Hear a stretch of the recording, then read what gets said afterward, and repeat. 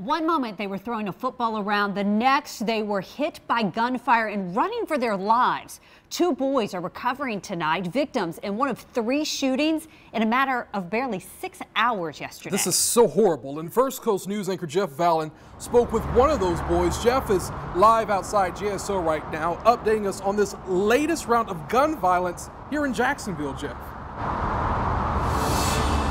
Yes, Anthony and Heather, JSO says the shooting in Mixontown just before 6 yesterday was the first this year involving children. Both kids hit are expected to survive, but that's no comfort to their families and neighbors who say they haven't had gunfire this close to their homes in the many years that they've lived there.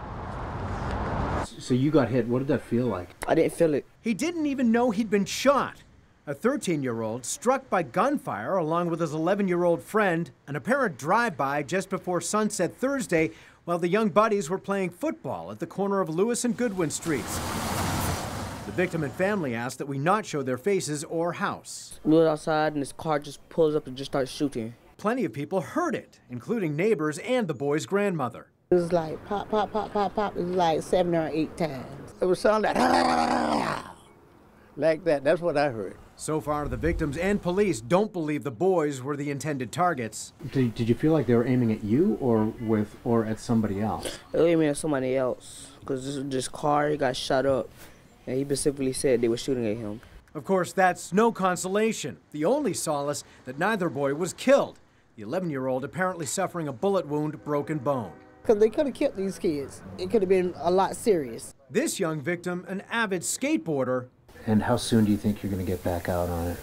A week. But despite all his youthful energy, even he might be a bit hesitant to go back outside. Do you feel like you might be a little more comfortable staying inside for a little while after that? Yep. I want to move somewhere safer though. Now, police say the suspect vehicle might be a black, older model Ford with a push bar, possibly a former law enforcement vehicle. That shooting was one of 3 in Jacksonville yesterday alone, one at a home on East Pine Estates Road that killed 37-year-old Jennifer Embry.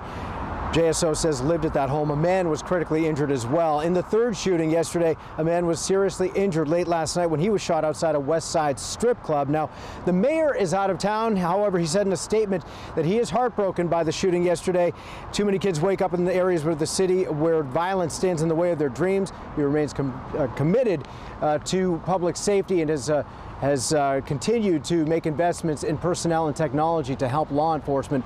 That's in part, of course. Now, the sheriff's office says it will increase officer presence near where the teens were shot last night and asks anyone with information to call police. We're live outside JSO, Jeff Vallon, First Coast News on your side.